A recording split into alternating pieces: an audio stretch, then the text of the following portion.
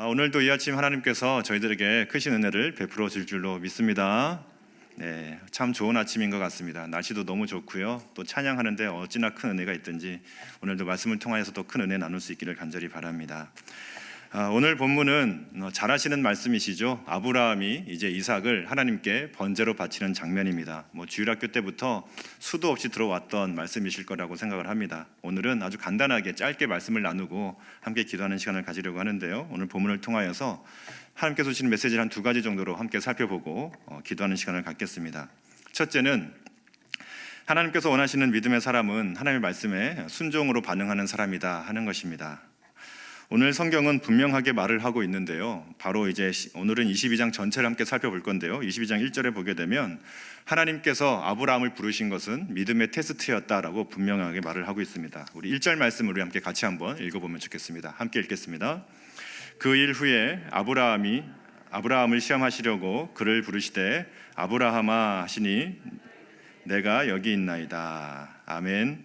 성경은 분명하게 말을 하고 있죠. 하나님께서 이삭을 바치라고 했던 그 사건은 하나님의 시험이었다, 테스트였다, 아브라함을 향한 하나님의 시험이었다라고 기록을 하고 있습니다.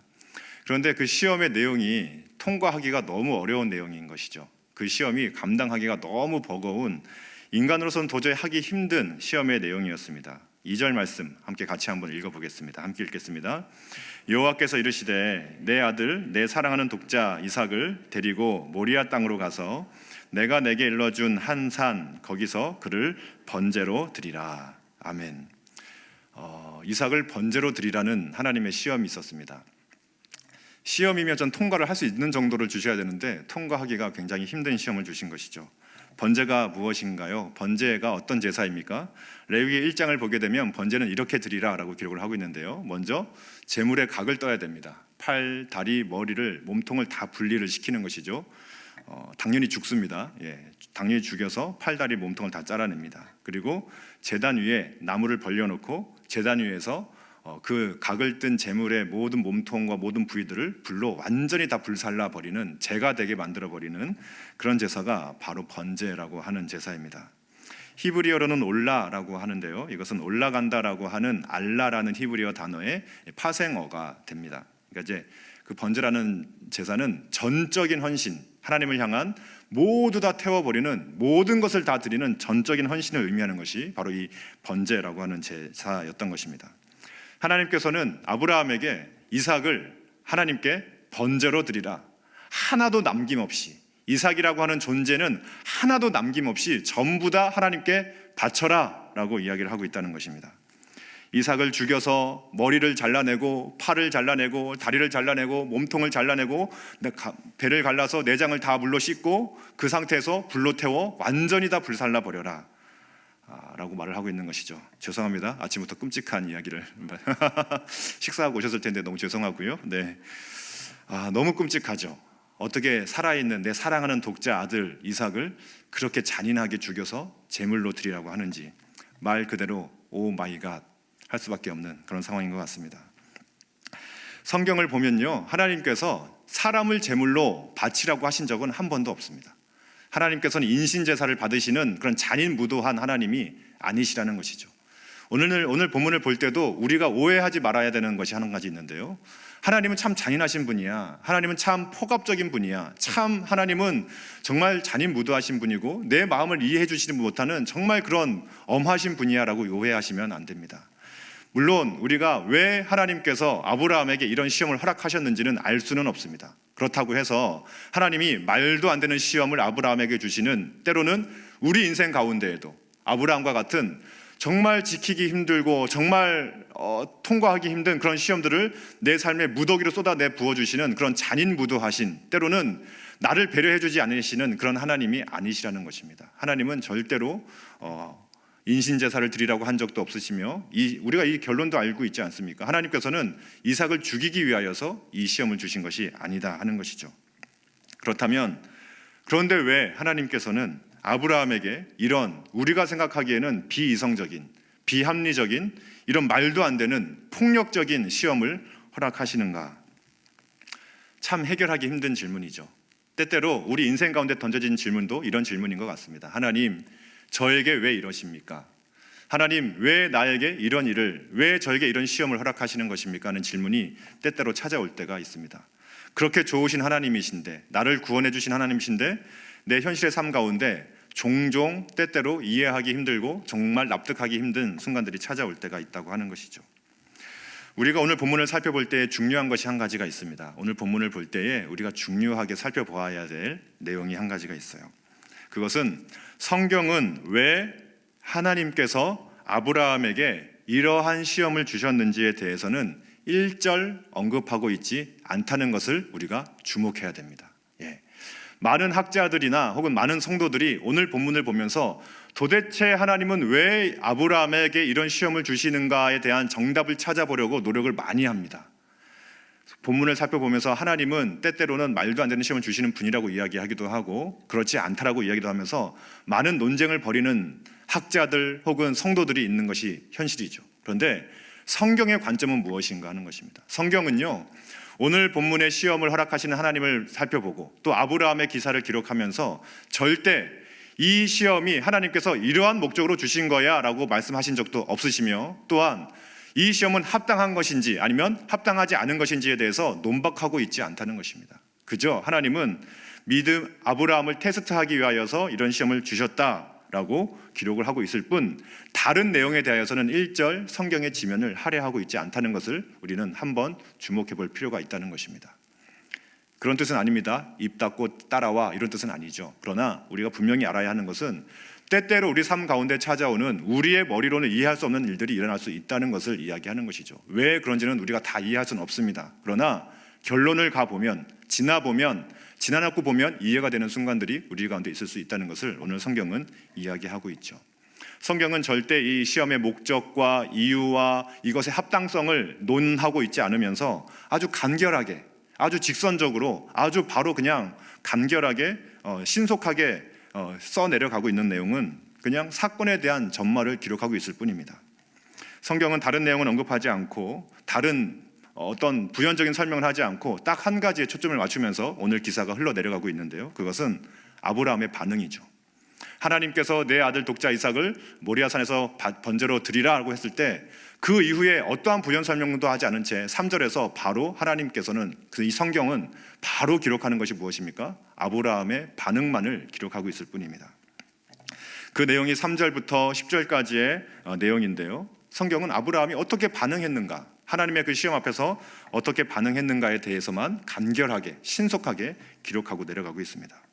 성경은 절대 다른 논쟁거리들에 대하여 초점을 맞추고 있지 않다는 것이죠. 왜 이 시험을 주셨나? 이 시험은 합당한 거냐? 이러한 설명, 이러한 논쟁을 벌이고 있지 않습니다. 딱 한 가지, 아브라함의 반응이 무엇인가 하는 것이죠. 그 아브라함의 반응이 무엇이었습니까? 순종이었다고 하는 것입니다. 때로는 이해가 되지 않을 수 있습니다. 때로는 납득이 되지 않을 수 있고, 때로는 내 기분을 이해해주지 못하시는 것 같은 하나님을 만날 때가 있습니다. 그런데 그런 상황 가운데서 아브라함은 순종했다 하는 것을 신속하게 기록해 내려가고 있는 것이죠. 3절부터 10절까지 한번 천천히, 오늘 예배 때뿐만이 아니라 한번 집에 가셔서 한번 천천히 한번 그 내용을 읽어보십시오. 아브라함의 순종을 기록할 때도 보면요, 아브라함이 얼마나 그 순종의 시험을 통과하기 위해서 얼마나 많은 고생을 했는지는 전혀 기록하고 있지 않습니다. 얼마나 많은 고뇌의 시간을 보내야 했는지, 그 아브라함 내적인 갈등은 얼마나 심한 내적인 갈등을 겪고 있었는지에 대해서는 1절 기록하고 있지 않습니다. 한번 잘 보세요. 한번 잘 보십시오. 아브라함의 감정, 아브라함의 속마음, 아브라함의 심리 상태, 아무것도 기록하고 있지 않습니다. 다만 딱 한 가지 기록하고 있는 것은 아무 말 없이 묵묵하게 하나님의 말씀 앞에 순종으로 반응하고 있는 아브라함의 그 우직한 모습만을 기록하고 있는 것이 오늘 본문의 내용입니다. 한번 잘 살펴보시면 좋겠습니다. 성경은 다른 것은 부각시키지 않는 것이죠. 오직 시험이 찾아올 때에 말씀에 대하여 순종으로 반응해 나아가는 아브라함의 모습만을 강조하고 부각시키고 드러내고 있다 하는 것입니다. 우리 3절 말씀 함께 같이 한번 읽어보면 좋겠는데요, 함께 읽겠습니다. 3절입니다. 함께 읽겠습니다. 아브라함이 아침에 일찍이 일어나 나귀의 안장을 지우고 두 종과 그의 아들 이삭을 데리고 번제에 쓸 나무를 쪼개어 가지고 떠나 하나님이 자기에게 일러주신 곳으로 가더니. 아멘. 2절에서 하나님은 번제로 드리라 말씀하셨습니다. 그리고 3절에 딱 이르자 바로 아브라함은 아침에 일찍이 일어났다라고 기록을 하고 길을 떠났다라고 이야기를 하고 있습니다. 일주일 동안 기도해 보겠습니다. 하나님, 이렇게 협상을 한 것도 아니죠. 바로 그 다음 날 떠난 것입니다. 한글 성경을 보게 되면 그 어떤 그 맥락이 잘 파악이 안 되는데요. 히브리어 성경을 좀 보면요, 여기가 바브 연속법이라 그래가지고 그냥 아브라함이 지체 없이 모든 행동들을 바로 연속적으로 바로바로 했음을 드러내고 있는 표현을 쓰고 있습니다. 한글 성경은 잘 드러나지 않습니다. 무슨 말입니까? 아브라함은 지체하지 않았다는 것입니다. 고민하지 않았다는 것입니다. 저는 잘 모르겠습니다. 실제로 아브라함이 고민하지 않았을까? 그거에 대해서는 저도 자신이 없어요. 저도 인간인지라 아브라함이 실제로 했을까? 그러나 성경은 의도적인 생략이어도 좋다는 것이죠. 성경은 절대 아브라함의 어떠함에 대해서는 기록하지 않습니다. 그저 바로 즉각적으로 지체하지 않고 순종하고 있는 그 아브라함의 순종에 대한 반응만을 기록하고 있다 하는 것입니다. 3절부터 10절까지의 그 내용이 기록되어 있어요. 3절부터 10절을 보게 되면 아브라함은 결코 지체하지 않습니다. 한순간도 지체하지 않는 것으로 그려지고 있습니다. 그저 묵묵하게 바로바로 해야 할 일, 다음에 할 일을 즉각적으로 해 나가고 있는 것이죠. 우리 9절과 10절 마지막 부분도 함께 같이 한번 읽어보면 좋겠는데요. 9절과 10절입니다. 함께 읽겠습니다. 하나님이 그에게 일러주신 곳에 이른지라 이에 아브라함이 그곳에 제단을 쌓고 나무를 벌려놓고 그의 아들 이삭을 결박하여 제단 나무 위에 놓고 손을 내밀어 칼을 잡고 그 아들을 잡으려 하니. 아멘. 마지막 순간이죠. 이제 이삭을 잡아 죽여야 되는 순간입니다.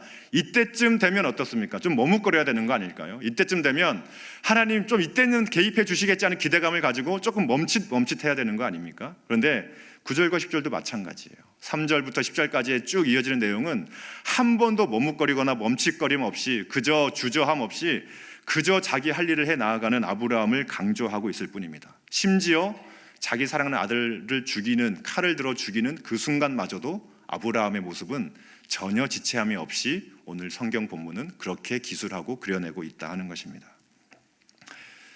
저는 이 3절부터 10절까지의 내용을 보는데요, 너무너무 당황스러운 거예요. 너무너무 당황스럽습니다. 아니, 이 구절을 이렇게 기록하는 것이 과연 정당한가 하는 분노까지는 아니지만 의구심이 막 들어오는 겁니다.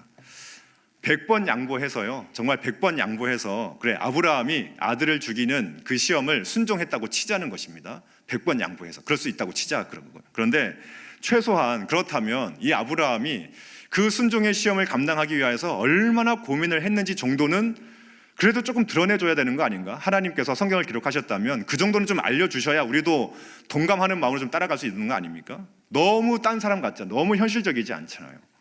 아브라함이 얼마나 큰 결단을 한 것인지 정도는 기록을 해주고 부각을 시켜주어야 그래도 보면서 내가 이 믿음의 길을 따라갈 수 있겠다는 생각이 들지 않겠나 하는 생각이 드는 것입니다. 그런데 성경은 신기하게도 너무나 너무하게도 아무것도 부각시키지 않고 있다는 것입니다. 아무것도. 아브라함의 고뇌도, 아브라함의 그 결단이 얼마나 큰 것인지도, 아브라함의 내적인 갈등이 얼마나 컸는지도 그 어느 것도 아무것도 기록하지 않고 있다는 것입니다. 마치 성경은 이렇게 말하고 있는 것 같아요. 이 시험은 아브라함에게는 얼마나 큰 시험이었는지는 중요하지 않다고 말하는 것처럼 그렇게 무심해 보일 정도로 그렇게 표현을 하고 있습니다. 제가 보기에 이 아브라함의 시험에 대한 순종은 정말 대단한 것이거든요. 정말 보통 사람은 흉내내기 어려운 정도의 엄청난 순종인데도 불구하고 성경은 이 아브라함의 순종이 보통 사람은 흉내내기도 어려운 얼마나 큰 믿음의 결단인지를 부각시키고 싶은 마음이, 그런 의도가 아무것도 없는 것처럼 보여질 정도로 그렇게 아브라함의 기술만을, 반응만을 기록하고 있습니다. 단지 하나님의 테스트 앞에서 묵묵하게 말씀에 반응해, 말씀에 순종하는 아브라함만을 부각시키는 것, 그것이 오늘 성경의 관점이라고 하는 것이죠. 그런데 재미있는 것은 성경을 보다 보면 이러한 구절들이 종종 나옵니다. 많이 있을 수 있지만 종종 몇 구절이 있는데요. 요셉 아시죠? 구약의 요셉이 보디발의 아내의 유혹으로 인하여서 억울하게 감옥에 들어가게 되죠. 그때도 요셉에 대한 심리적인 상태나 그의 어떠한 갈등 이런 거 아무것도 기록이 되지 않습니다. 이삭이 그랄 땅에서 불의한 블레셋 목자들로 인하여서 옮겨 다니면서 우물을 파는 이야기도 있습니다. 그때도 마찬가지죠. 어떻게 고생했는지, 어떻게 분노했는지는 아무것도 기록하지 않고 그저 옮겨갔더니 우물을 파고 물이 나왔다는 이야기만 덤덤하게 기록을 하고 있을 뿐입니다. 요셉이나 이삭이 얼마나 분노했으며 얼마나 억울해했는지에 대하여서는 성경은 기록하지 않고 있다는 것이죠. 또 그가 얼마나 고생을 했으며 얼마나 믿음의 큰 결단을 했는지 본받을 만한 사람인지에 대해서는 기록하지 않고 있다고 하는 것입니다. 성경이 드러내는 것은요, 너무나 재미있게 그냥 묵묵하게 자기 길을 걸어가는 요셉과 이삭, 그리고 오늘 본문에 아브라함의 그 묵묵한 순종만을 기록하고 있을 뿐입니다. 그리고 또 한 가지, 그 묵묵하게 순종해 나아가는 그 아브라함을 인도해 가시는 인도자 하나님을 또 묵묵하게 드러내고 있을 뿐입니다. 이것이 성경의 관점이라고 하는 것이죠. 왜 그럴까요? 왜 그럴까? 왜 그럴까? 오늘 창세기 22장 아브라함의 기사를 읽으면서 우리가 주목해야 되는 구절이 한 구절이 있습니다. 그것은 2절 말씀인데요. 2절 말씀 우리 다시 한번 읽어보면 좋겠는데요. 2절인데 혹시 준비가 되셨을까요? 없을까요? 네, 함께 읽겠습니다. 시작. 여호와께서 이르시되 내 아들 내 사랑하는 독자 이삭을 데리고 모리아 땅으로 가서 내가 내게 일러준 한 산 거기서 그를 번제로 드리라. 네, 감사합니다. 네, 지금 자막하시는 분도 당황스러우신 거죠. 어떻게 이럴 수가 있어? 막 이렇게 지금 당황하고 있는 것 같습니다. 오늘 주목해야 될 부분이 한 가지 있는데요. 그 후반절에 보게 되면은 가서 내가 내게 일러준 한 산으로 가라는 표현이 나오는데요. 자막이 있을까요? 2절 말씀 한번 성경책 보셔도 좋겠습니다. 근데 가서 내가 너에게 일러준이라고 하는 구절이 나오고 있습니다. 히브리 구약 성경 보시면, 근데 이 구절을 보게 되면 연상되는 구절이 한 구절이 있거든요. 혹시 이 연상되는 구절이 혹시 있으실까요? 그래도 우리 권사님, 집사님 정도 되시면 그래도 맞추실 수 있을 것 같은데, 이 아브라함이 이런 비슷한 말을 받은 적이 한 번 있거든요. 지금 이 2절의 말씀과 비슷한 구절이 한 구절 나오거든요. 그게 언제냐면 오늘 본문의 이제 이 사건은 아브라함이 인생 마지막으로 들었던 하나님의 음성이에요. 이제 마지막으로 하나님과 대면했던 장면인데, 아브라함이 처음으로 하나님과 대면하고 하나님의 음성을 들었던 장면이 있습니다. 창세기 12장인데요. 우리 창세기 12장 1절 말씀도 함께 같이 한번 읽어보면 좋겠습니다. 창세기 12장 1절인데 처음으로 아브라함이 하나님의 음성을 들었을 때입니다. 함께 같이 한번 읽어보겠습니다. 여호와께서 아브라함에게 이르시되 너는 너의 고향과 친척과 아버지의 집을 떠나 내가 내게 보여줄 땅으로 가라. 아멘. 이때는 아브라함이 아니라 아브라함일 때인데, 그때 보면 여기도 보면 중간에 보시게 되면 너의 고향과 친척과 아버지의 집을 떠나 내가 너에게 보여줄이라고 기록이 되어져 있습니다. 둘이 굉장히 닮아 있다는 것을 좀 눈치채셨을까요? 창세기 22장 2절에서는 가서 내가 내게 일러준이라고 말을 합니다. 근데 12장 1절에서는 떠나 내가 내게 보여줄이라고 이야기를 하고 있죠. 굉장히 비슷한 구절입니다. 내가 너에게 보여줄 곳으로 떠나라 말씀하고 있는 것이고, 내가 너에게 일러준 곳으로 가라라고 말씀하고 있는 것이죠. 이것이 아브라함이 하나님을 처음 만났을 때 하나님이 주신 말씀의 내용이었고, 또한 아브라함이 이제 인생 마지막으로 들었던 하나님의 음성의 내용이 바로 이것입니다. 아브라함이 인생 처음으로 들었던 하나님의 음성과 아브라함이 인생 마지막으로 들었던 하나님의 부르심은 굉장히 유사하다는 것이죠. 거의 똑같다고 보셔도 무방할 정도의 내용입니다. 히브리어로 보아도요, 완전히 똑같은 것은 아니지만 그 구조가 거의 유사합니다. 거의 유사. 그 정도로 마치 이것을 연상시키기 위하여 기록한 것처럼 그 두 개가 똑같은 구조를 이루고 있다는 거예요. 오늘 한글 성경으로 봐도 똑같잖아요, 그렇죠? 그 구조가 똑같은 것처럼. 그래서 이것을 보면서 한 학자가 있는데요, 유명한 유대인 학자였던 움베르토 카수토라고 하는 학자가 있는데, 그는 아브라함의 일생을 10개의 시험을 통과한 사람이라고 해석을 해요. 재미있는 해석이긴 한데요. 근데 이제 그가 그렇게 해석을 하면서 그가 고향을 떠나라고 했던 하나님의 첫 시험과 이제 이삭을 바치라고 했던 마지막 시험은 수미일치를 이룬다라고 해석을 합니다. 그것이 같은 내용이다라고, 연관이 있는 내용이다라고 해석을 하는 것이죠. 근데 저도 그 내용에 굉장히 많이 동의를 하고 있습니다. 오늘 본문을 보게 되면 하나님께서는 히브리어 성경, 또 우리 성경을 보게 되면 일부러 그것을 연상시키도록 기록을 해놓으신 것 같아요. 그러면서 그 사건과 처음에 너의 본토 친척 아비 집을 떠나라고 했던 그 사건과 오늘 본문의 이삭을 바치라는 사건을 의도적으로 연결시키고 있다 하는 것입니다. 저는 오늘 본문을 보면서 굉장히 좀 흥미로웠는데요, 그것은 아브라함의 인생의 시작과 아브라함의 인생의 끝을 규정하는 문장이 있다면, 단어가 있다면, 표현이 있다면 바로 이것이 아닐까라는 생각이 드는 것입니다. 아브라함 인생 전체를 규정하는 것이 보면 내가 너에게 보여줄 땅으로 가라라고 했던 하나님의 음성에 반응했던 아브라함이고, 또한 그의 마지막은 내가 너에게 일러준 한 곳 산으로 가서 이삭을 바치라고 했던 그 부르심 앞에 순종했던 아브라함의 모습을 부각시키면서 그것을 규정할 수 있는 단어가 바로 이 단어라고 생각을 하는 것이죠. 어쩌면 아브라함의 인생을 한 단어로 함축을 해라, 한 단어로 표현을 해라 라고 한다면 저는 가감없이 이렇게 표현할 것 같습니다. 가서 내가 내게 일러준. 완성형 문장은 아니지만 가서 내가 너에게 일러준, 그것이 저는 아브라함의 인생을 규정짓는 한 단어라고 생각을 하는 것입니다. 아브라함이 하란에서 갈대아 우르에서 처음 하나님의 말씀을 들었을 때에 하나님께서는 그에게 모든 친척, 가족, 아버지 집, 기득권, 생터를 다 떠나보내게 하면서 과거와 결별하도록 하셨습니다. 이제 하나님께서는 지금까지 허락하셨던 모든 약속과 또 미래에 대한 축복들, 기대들을 한순간에 물거품으로 만들어버리는 이삭이라고 하는 미래의 소망의 상징인 그 이삭을 포기하게 만들므로써 모든 것을 다 내려놓게 만드시는 하나님의 요구를 우리는 듣고 있는 것이죠.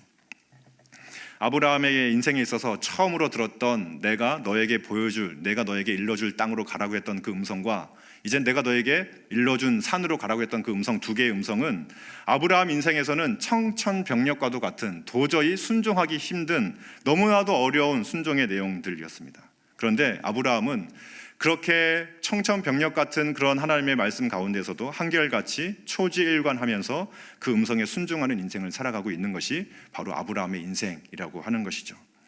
오늘 본문 2절에서 가서 내가 너에게 일러준 이라고 하는 그 표현은 아브라함의 인생을 규정짓는 표현이라고 생각해도 과언이 아니라는 것입니다. 아브라함은 자신의 모든 인생을 걸고 하나님의 명령에 완전히 순종하는 사람이었다는 것을 하나님은 드러내고 있는 것이죠. 저는 이 구절을 볼 때마다 말로 설명하기 힘든 어떤 감동 같은 것이 좀 있는데요.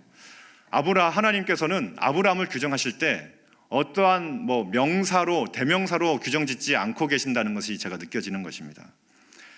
동사로 규정짓고 계신 것이죠. 결국 아브라함은 하나님이 명령하신 그곳을 향하여 나아갔던 사람이야, 내가 일러준 말을 지켰던 사람이야 라고 하나님은 규정짓고 있는 것 같은 그런 음성이 제 안에 막 들려오는 것입니다. 성경에 등장하는 인물들 중에 하나님이 이렇게 규정한 사람이 또 있을까 생각해봤는데 없는 것 같습니다. 없는 것 같아요. 어떤 사람은 다윗도 이렇게 평가를 받았죠. 내 마음에 합한 사람이었다라고 평가를 받기는 했지만 이렇게 내가 너에게 일러준, 내가 너에게 지시할, 이런 말로 표현된 사람이 과연 있을까? 저는 찾지 못했습니다. 우리는 흔히 누군가를 규정할 때에 우리 주변에 있는 사람들을 규정하거나 또 우리 가까운 사람들을 규정할 때에 흔히 명사로 규정하는 적은 많이 있죠. 우리가 사람들, 저 사람은 어떤 사람이야, 저 사람은 누구야, 저 사람은 어떤 사람이야. 또 우리들도 때때로 사람들한테 인정받거나 규정받을 때에 어떤 명사의 존재로 인정받고 싶어하는 경우들이 종종 있는 것 같습니다. 목사, 장로, 권사, 집사, 회장, 부회장, 총무, 부장, 이런 직급이라든지 직분 같은 것들, 아니면 저 사람은 연봉 얼마짜리야, 저 사람은 집이 몇 평짜리야, 저 사람이 타는 차는 무슨 차를 타는 사람이야, 이렇게 우리가 우리 자신을 규정하기를 원하거나 다른 사람을 규정하는 경우들도 있는 것 같습니다. 누구에게는 누구 아빠 혹은 누구 엄마, 이렇게 규정받는 경우들이 종종 있는 것 같습니다. 그런데 오늘 본문을 보면서 하나님께서는 과연 우리를 규정하실 때 그렇게 규정하길 원하실까 하는 생각이 드는 것이죠. 하나님은 오늘 아브라함을 규정하실 때에 아브라함은 이런 사람이었다라고 규정짓고 계시지 않다는 것입니다. 아브라함은 어떤 직분을 맡은 사람, 어떤 직급을 맡은 사람, 어떤 물질을 이룬 사람, 어떤 성공을 이룬 사람, 이렇게 하나님께서는 규정짓고 있는 것이 아니라 내가 그 아브라함에게 일러준 그 산으로 간 사람이야, 아브라함은 내가 보여줄 그 땅으로 나아간 사람이야 라고 하나님께서는 아브라함을, 그 인생 전체를 통틀어서 규정짓고 계시다라고 하는 것입니다. 하나님께서 원하시는 것은, 하나님께서 의도하시는 것은 무엇입니까? 오늘 본문을 통하여서 하나님께 드러내고 싶어 하시는 것은 무엇입니까? 하나님이 원하시는 믿음의 사람이라고 하는 것은 어떤 타이틀을 획득한 사람, 어떤 직분을 획득한 사람, 어떤 직급을 이룬 사람, 어떠한 성공을 이룬 사람, 어떤 물질적인 어떤 부를 저축한 사람, 이런 사람이 아니라는 것입니다. 내가 무엇을 어떻게 한 사람이라는 것이 아니죠. 하나님이 원하시는 것은, 하나님이 원하시는 믿음의 사람은 딱 한 가지라는 것입니다. 바로 하나님의 말씀에 순종하는 사람이라는 것이죠.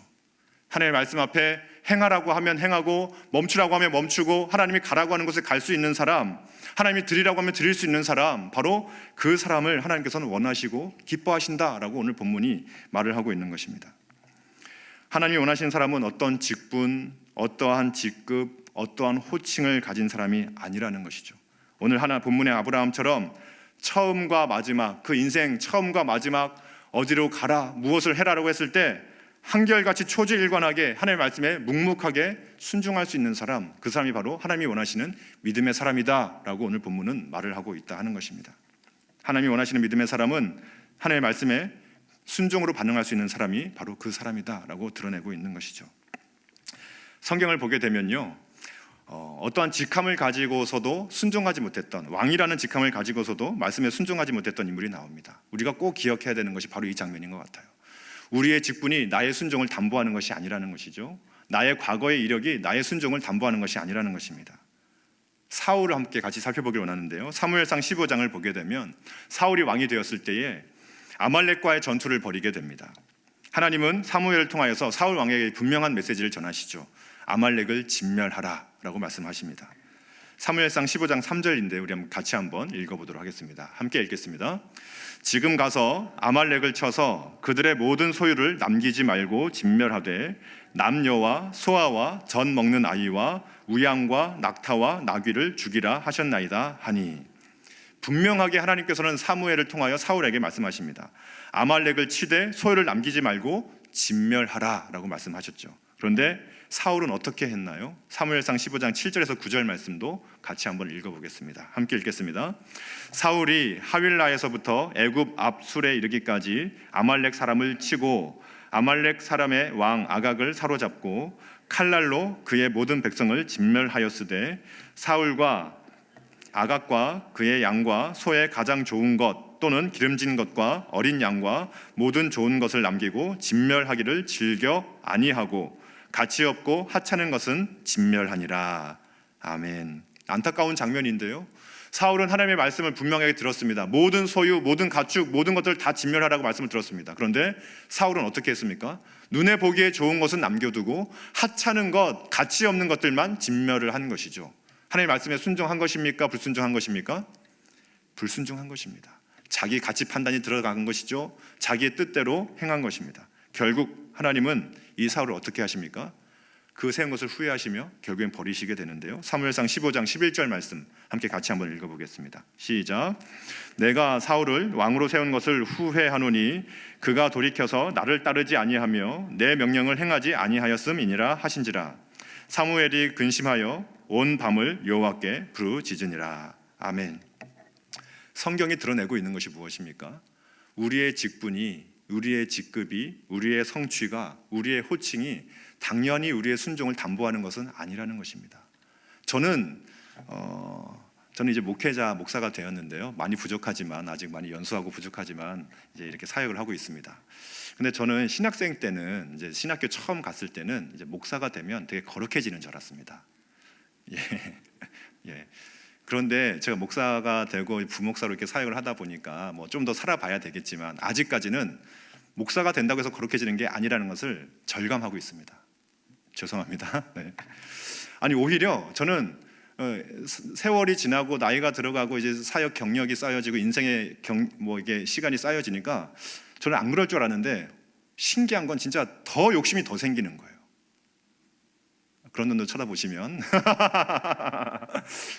어떻게 더 탐욕스러워지는 내 모습을 볼 때마다 깜짝깜짝 놀랄 때가 있습니다. 더 악해지고 더 탐욕스러워지고 더 이기적이 되어져가는 나의 모습을 보는, 저는 진짜 신학생 때는 목사가 되면 진짜 다 그렇게 목사님이 되시는 줄 알았거든요. 근데 제가 보니까 그게 아닌 걸 제가 깨달았습니다. 너그러이 용서해 주시기 바랍니다. 네. 진짜 쉽지가 않은 거예요. 목사라는 타이틀이 하나님에 대한 순종을 담보하는 것이 아니라는 것은 제 모습만 봐도 알겠다는 거예요. 제 모습만 봐도.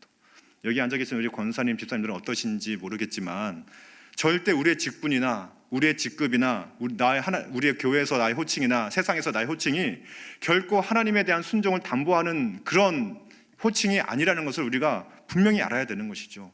아브라함이 순종의 사람이었습니다. 믿음의 사람이었습니다. 그러나 하나님은 그를 어떠한 사람이라고 규정짓지 않으시죠. 내가 내게 일러준, 내가 너에게 보여줄로 규정하고 계신 거예요. 무슨 말입니까? 그것을 지키는 사람이 믿음의 사람이라는 것입니다. 그 말씀에 순종하는 사람이 믿음의 사람이라는 것이지, 왕이든 하층민이든 목사든 장로든 권사든 집사든 혹은 그냥 평신도든 그런 직분과 어떤 그런 호칭이 나의 순종을 담보하는 것이 아니라는 거예요. 하나님의 말씀에 순종하기 위하여서는 그 음성을 부단히 들으려고 노력하는, 하나님의 음성에 내 귀를 열어놓고 세밀한 음성까지 놓치지 않으려고 하는 그 예민함과 명민함과 그 세밀함이 내 안에 있어야 하는 것일 뿐더러, 그 음성이 들려왔을 때에 내가 그 말씀에 대하여 의지적으로 순종하고자 하는 의지적인 결단이 있지 않고서는 내가 목사라 한들 그 말씀에 순종할 수 있다는 것입니까? 없다는 것입니까? 없다는 것이에요. 사울 왕을 보면 우리가 아는 것입니다.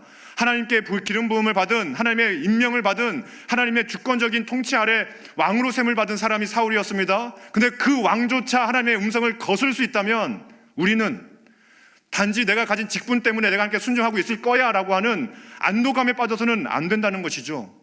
내 귀를 열고, 내 영적인 귀를 열고, 내 영적인 눈을 열어서 하나님의 음성에 귀를 기울이고 하나님의 그 영광의 빛을 볼 수 있는 눈과 귀가 열려야 할 줄로 믿습니다. 그것이 바로 우리가 부단히 노력해야 되는 것이에요. 아브라함이 그냥 자동적으로, 아브라함이 아무 노력 없이 그렇게 묵묵하게 순종의 길을 갈 수 있었던 사람 아니라는 말을 드리고 있는 것이죠. 그가 일평생 하나님의 부름을 받은 그 첫 순간부터 마지막 음성을 듣는 그 마지막 순간까지 한결같이 초지일관 순종의 사람으로 하나님께 나아갈 수 있었던 이유는 그 평생에 부단히 하나님의 음성을 듣는 노력을 했을 뿐만 아니라 그 음성이 들려왔을 때는 무조건 순종한다라고 하는 의지적인 결단이 그 아브라함 마음속에 있었다는 것입니다. 사울 왕조차 하지 못했던 그 순종에 대한 결단이 아브라함에게 있었다는 것이죠. 이 시간 우리가 간절히 기도하고 바라는 것은 우리가 그 아브라함과 같은 사울 되지 아니하고 아브라함과 같은 믿음의 결단이 우리 가운데 있어야 할 줄로 믿습니다. 할렐루야. 이것이 바로 우리가 힘써야 할 것이 바로 이거라는 거예요. 오늘 본문은 바로 그것을 드러내고 있는 것입니다. 오늘 하나님께서 우리에게 주시는 말씀이 무엇입니까? 어떤 직분, 어떤 호칭, 어떠한 직급이 아닙니다. 너 뭐가 됐니? 너의 호칭은 무엇이니라고 묻고 계시지 않습니다. 너 왕이니? 신하니라고 묻고 계시지 않는 거예요. 왕이라 할지라도 하나님의 말씀하시면 그 음성에 순종할 수 있느냐를 묻고 계신 것이죠. 내가 너에게 지시한 그 산으로 가고 있느냐라고 묻고 있는 것입니다. 내가 너에게 보여줄 그 땅으로 나아가고 있느냐라고 묻고 계신 것이죠. 아브라함을 규정하는 단어는 명사가 아니었습니다. 동사였죠. 가라, 떠나라, 올라가라는 것입니다. 바치라, 드리라 했던 것이죠. 그런데 우리는 자꾸 나 자신을 규정할 때에 명사로 규정하고는 안도감에 빠져있는 우리 자신을 볼 때가 있지 않느냐는 말씀을 드리는 것입니다. 내가 목사니까, 내가 장로니까, 내가 권사니까, 내가 집사니까, 내가 이 교회에 10년, 20년 섬겼으니까 나는 당연히 하나님의 뜻을 행하고 있는 거야 라는 그런 안도감에 빠져 계시지 않느냐고 말씀드리고 있는 것이죠. 바라기는 우리 모두가 정말 이 자리에 계신 저도 오늘 말씀을 보면서 엄청 찔렸거든요. 정말 엄청 찔렸거든요. 예, 웃으시는데 엄청 찔렸거든요. 내가 그런 안도감에 빠져 있었구나. 아브라함은 죽기 마지막까지도 내가 너에게 지시한 그 산으로 올라가라고 하면 올라갔는데 나는 이제 목사가 되었다고 하나님이 지시한 그 땅조차 밟으려고도 하지 않는 내 자신을 보면서 얼마나 많이 찔렸는지 모릅니다. 바라기는 우리 모두가 정말 아브라함과 같이 한평생을 하나님의 음성을 들었던 75세 그 첫 순간부터 생을 마감하는 그 마지막 순간까지 하나님 앞에 하나님이 가라고 하는 곳, 오르라고 하는 곳, 드리라고 하는 것, 그것을 드릴 수 있는 우리 모두가 되기를 주님으로 축복합니다. 우리가 그렇게 됐으면 참 좋겠습니다. 오늘 성경은 우리들에게 분명하게 말씀하고 있는 것이죠. 1절을 보면 아브라함을 부른 것은 테스트다라고 말씀하고 있습니다. 그리고 2절을 통하여 하나님은 또한 우리에게 분명히 말씀하고 있는 거예요. 아브라함은 그 테스트에 믿음으로 순종했노라라고 말씀을 하고 있는 것이죠. 재미있는 것은 신약성경 히브리서를 보게 되면 히브리서 11장도 창세기 12장 사건과 창세기 22장 사건을 언급하면서 아브라함이 믿음의 사람이었다라고 언급을 하는데요. 같이 한번 보겠습니다. 히브리서 11장 8절 말씀인데요. 이것도 한번 같이 한번 읽어보면 좋겠습니다. 히브리서 11장 8절 함께 같이 한번 읽어보겠습니다. 믿음으로 아브라함은 부르심을 받았을 때에 순종하여 장래의 유업으로 받을 땅에 나아갈새 갈 바를 알지 못하고 나아갔으며. 처음 아브라함이 부르심을 받았을 때의 이야기입니다. 그리고 11장 17절을 보게 되면 이제 마지막으로 아브라함이 이삭을 바칠 때의 사건이 기록이 되어 있는데요. 함께 같이 한번 17절 함께 같이 한번 읽어보겠습니다. 아브라함은 시험을 받을 때에 믿음으로 이삭을 드렸으니 그는 약속들을 받은 자로 돼 그 외아들을 드렸느니라. 아멘. 성경의 관점을 볼 수 있는 대목이죠. 아브라함의 믿음을 평가할 때 히브리서조차도 12장 그 사건과 22장 사건을 동일하게 연결짓고 있습니다. 그 연결고리는 무엇입니까? 바로 믿음이라고 하는 것이죠.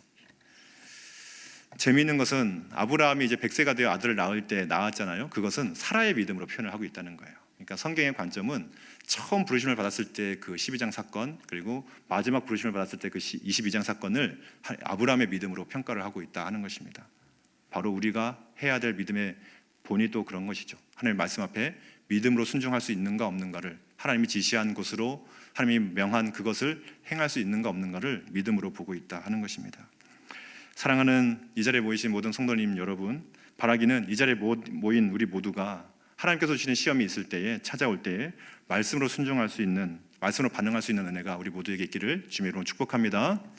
그렇게 될 때에 하나님께서 약속하신 놀라운 축복이 우리 가운데 임할 줄로 믿습니다. 말씀을 마치고 싶은데 딱 한 가지만 더 살펴보고 마치겠습니다. 짧게 마치겠습니다. 둘째는요, 어떠한 순간에도 하나님의 뜻이 있음을 우리는 믿어야 한다 하는 것입니다. 아브라함은 이제 이삭과 함께 정상에 올라갑니다. 모리아산 끝에 올라가는데요, 이삭이 묻죠. 번제할 어린 양은 어디에 있습니까? 라고 묻습니다. 그러자 아브라함은 하나님께서 예비해 두셨을 것이다 라고 대답을 합니다. 그리고 아브라함은 이제 이삭을 포박을 하죠. 그리고 나무 위에 높여놓고 손에 칼을 잡습니다. 그리고 이삭을 진짜 죽이기 위해서 칼을 뽑아 들고 이제 내리치는 장면이 오늘 본문의 내용입니다. 근데 오늘 본문은요, 우리가 읽었던 우리 본문은 마치 슬로우 모션처럼 그 모든 과정들을 하나하나 세밀하게 다 기록을 하고 있어요. 마치 슬로우 모션과 같이 그렇게 묘사를 하고 있습니다.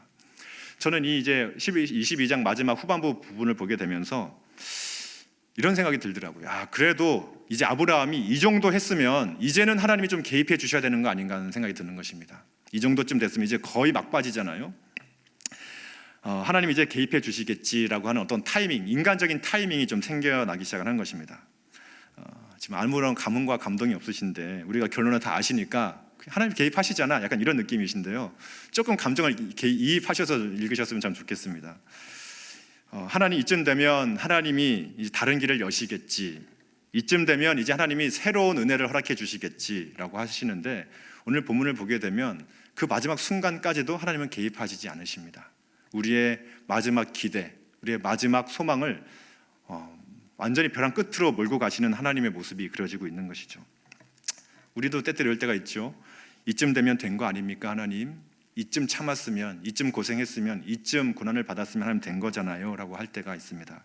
인간적인 기대감을 가지고 하나님의 개입과 하나님의 역사를 소망해 보지만 우리 인간적인 타이밍으로는 그 하나님의 개입이 물거품처럼 보여질 때가 한두 번이 아닐 때가 종종 있다고 하는 것이죠. 하나님은 진짜 끝까지 몰고 가실 때가 있는 것 같습니다.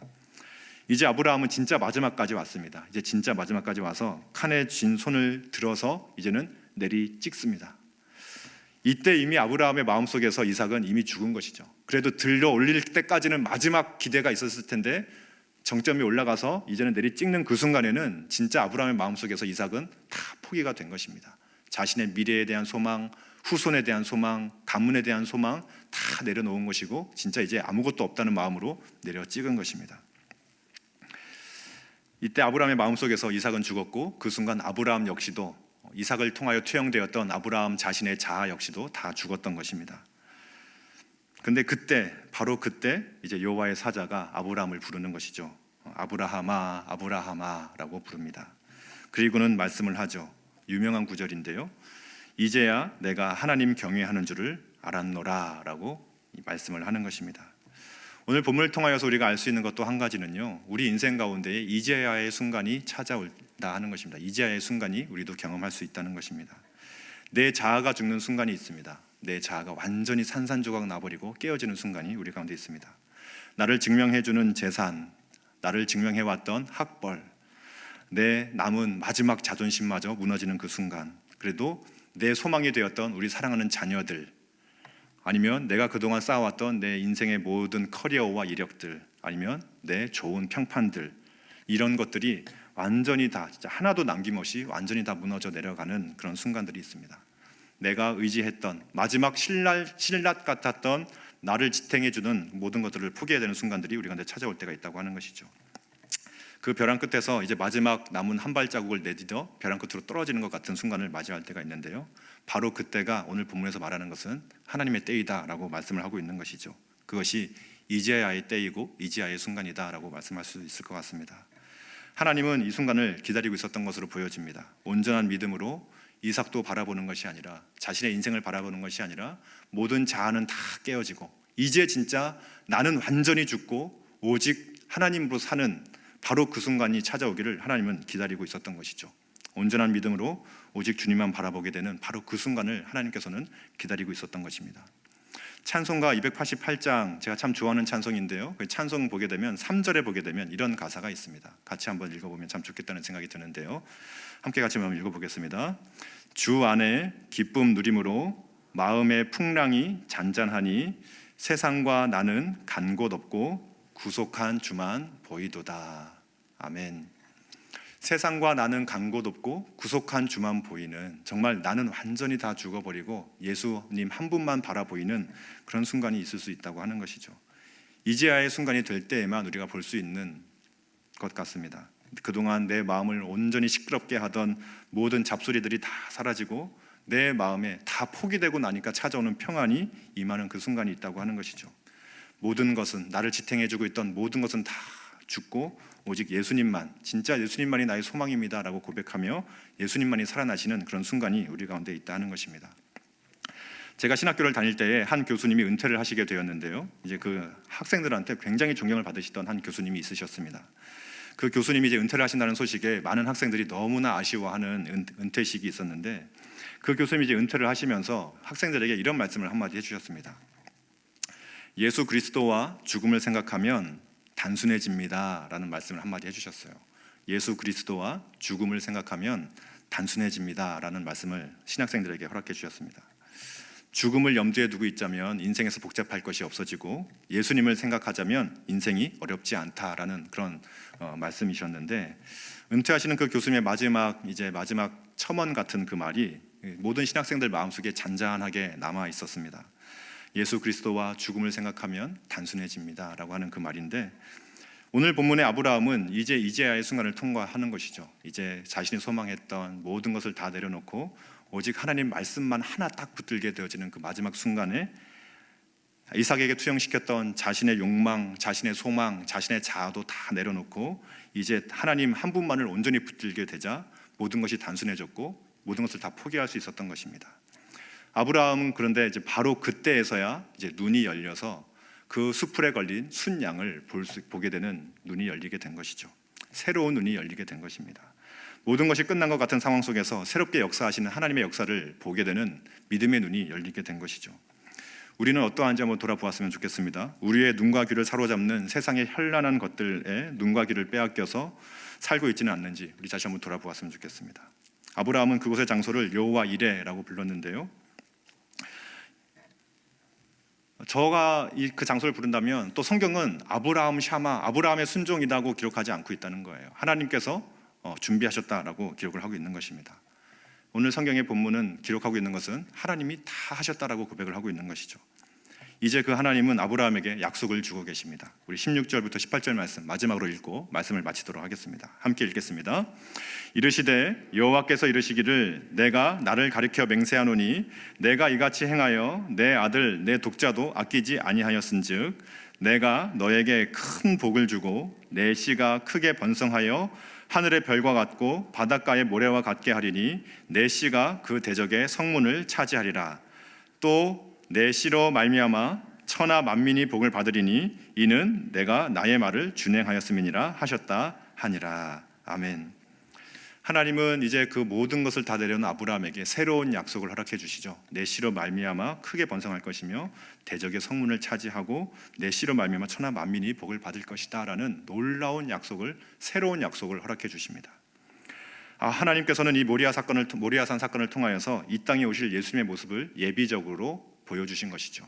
그리고 아브라함의 그 사건을 통하여 실제로 이 땅에 오셔서 우리를 위하여 대신 죽으시고 다시 부활하시는 그 놀라운 갈보리산의 예수님을 예표적으로 보여주신 사건이었습니다. 그 예수님께서는 실제로 그 모든 민족들에게 구원의 문을 열어주셨고 사단 마귀의 모든 사망의 권세를 깨뜨리시고 승리하셔서 대적의 성문을 차지하는 놀라운 권세를 행하여 주신 분이 바로 우리 예수님이신 것이죠. 그것이 바로 이제야의 순간을 통과하고 나자 새롭게 주어진 믿음의 약속이었던 것입니다. 바라기는 여기에 모인 우리 모두가 하나님의 그 믿음의 테스트 앞에서 묵묵히 순종함으로 하나님께서 예비해 놓으신 그 놀라운 은혜를 누리고 우리 삶을 통하여 아브라함처럼 정말 하나님의 뜻이 이루어지는 복된 인생을 살게 되어지는 놀라운 축복이 우리 모두에게 있기를 주님의 이름으로 축복합니다.